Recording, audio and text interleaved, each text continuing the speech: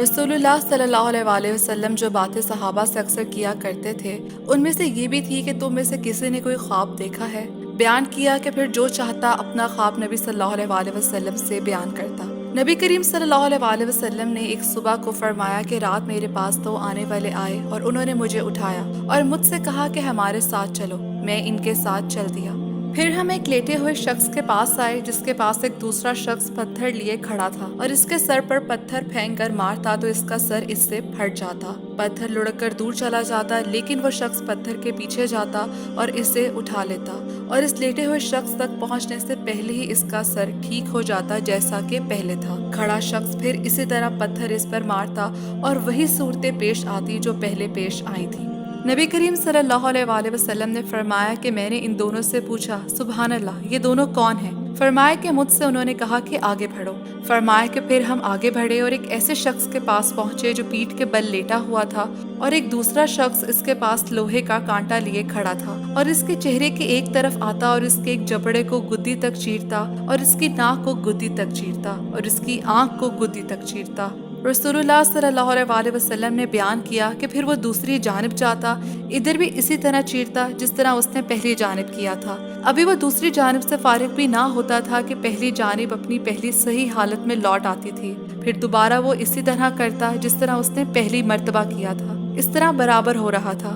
फरमाया, मैंने कहा, सुभान अल्लाह, ये दोनों कौन हैं? उन्होंने कहा कि आगे चलो, अभी कुछ ना पूछो। चुनाचे हम आगे चले। फिर हमने एक तनूर जैसी चीज पर आए।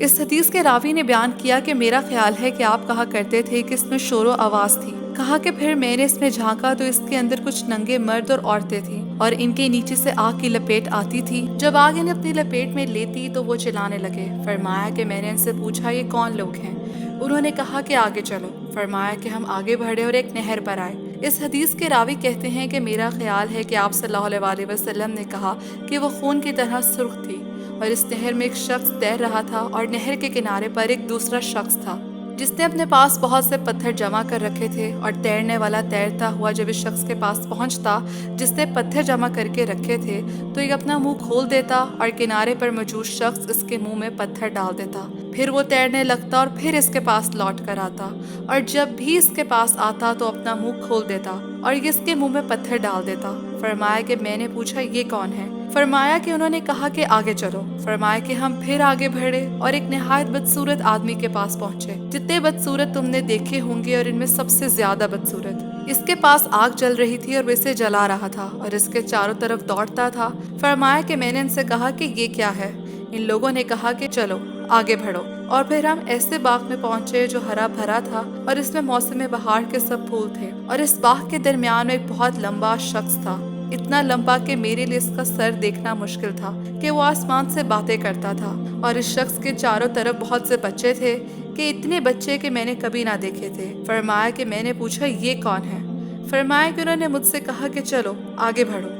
फरमाया कि हम फिर आगे बढ़े और एक अजीमुशान बाग तक पहुंचे। मैंने इतना बड़ा और खूबसूरत बाग कभी नहीं देखा था। इन दोनों ने कहा कि इस पर चढ़िए।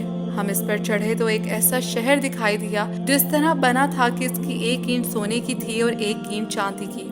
हम शहर के दरवाजे पर आए तो हमने इसे खुलवाया, वो हमारे लिए खोला गया और हम इसमें दाखिल हुए। हमने इसमें ऐसे लोगों से मुलाकात की जिनके जिस्म का निस्फ हिस्सा तो निहायत खूबसूरत था लेकिन दूसरा निस्फ निहायत बदसूरत था। नबी करीम सल्लल्लाहु अलैहि वसल्लम ने फरमाया कि दोनों साथियों ने इन लोगों से कहा कि जाओ और इस नहर में कूद जाओ। एक नहर सामने बह रही थी, इसका पानी इंतहाई सफेद था।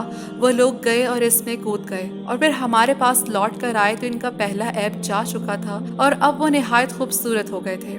नबी करीम सल्लल्लाहु अलैहि वसल्लम ने फरमाया कि इन दोनों ने कहा कि ये जन्नत अदन है और ये आपकी मंजिल है। नबी सल्लल्लाहु अलैहि वसल्लम ने फरमाया कि मेरी नजर ऊपर की तरफ उठी तो सफेद बादल की तरह एक महल ऊपर नजर आया। फरमाया कि उन्होंने मुझसे कहा कि ये आपकी मंजिल है। फरमाया कि मैंने इनसे कहा कि अल्लाह ताला तुम्हें बरकत दे, मुझे इसमें दाखिल होने दो। उन्होंने कहा कि इस वक्त तो आप नहीं जा सकते, लेकिन हाँ, आप इसमें जरूर जाएंगे।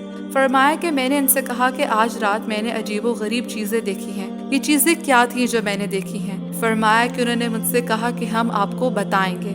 पहला शख्स जिसके पास आप गए थे और जिसका सर पत्थर से कुचला जा रहा था, ये वो शख्स है जो कुरान सीखता है और फिर इसे छोड़ देता है और फर्ज नमाज को छोड़कर सो जाता है اور وہ شخص جس کے پاس آپ گئے اور اس کا جبڑا گدی تک اور ناک گدی تک اور آنکھ گدی تک چیری جا رہی تھی، یہ وہ شخص ہے جو صبح اپنے گھر سے نکلتا ہے اور جھوٹی خبر تراشتا ہے جو دنیا میں پھیل جاتی ہے، اور وہ ننگے مرد اور عورتیں جو تنور میں آپ نے دیکھی وہ زناکار مرد اور عورتیں تھیں۔